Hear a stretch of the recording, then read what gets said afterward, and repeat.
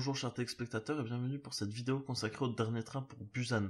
Rapidement avant de commencer cette vidéo, je voulais juste vous dire que si vous n'aviez pas encore vu le film et que vous aviez la possibilité d'aller le voir, alors n'hésitez pas, foncez au cinéma, c'est sûrement l'un des meilleurs films de zombies de ces derniers temps. C'est un film de Song Ho-yeon. Bon, pour ce qui est du casting, je vois pas vraiment l'intérêt de vous en parler, puisque c'est plus dur à prononcer qu'autre chose en fait.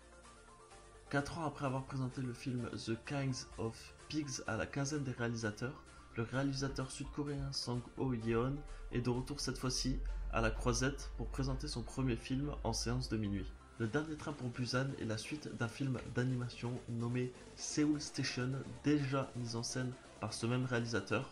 L'œuvre ayant été très remarquée, sa société de production a donc décidé d'en faire un film en prise de vue réelle. Elle a donc encouragé ce réalisateur-ci à prendre les commandes, mais il ne s'en sentait pas capable, il a tout de même fini par accepter.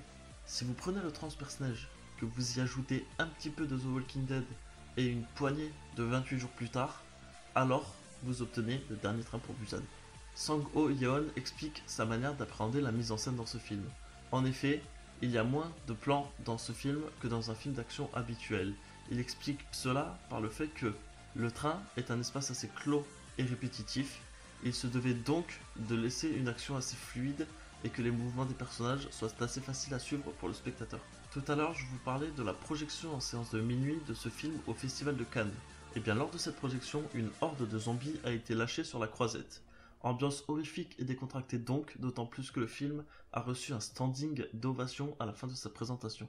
A l'instar de George Romero, le réalisateur Song Ho-yeon ne s'est pas privé d'ajouter un sous-texte anticapitaliste dans son film, brocardant notamment le monde des banques et de la finance. Le dernier train pour Busan n'est pas le seul film mis en scène dans le train, puisqu'en effet, il renvoie au classique Le Pont de Cassandra, réalisé en 1977.